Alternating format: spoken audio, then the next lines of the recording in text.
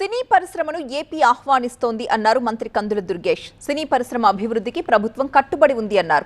విజయవాడలో జరిగిన పెద్ద ప్రీ రిలీజ్ ఈవెంట్ కి హాజరైన ఆయన ఏపీలో షూటింగ్లు జరపాల్సిందిగా ఇండస్ట్రీని ఆహ్వానించారు. ఆంధ్రాలో స్టూడియోలు, రికార్డింగ్ థియేటర్లు నిర్మించాలన్నారు. సింగిల్ విండో ద్వారా అనుమతులిచ్చేందుకు ప్రభుత్వం సిద్ధంగా ఉందన్నారు మంత్రి కందుల.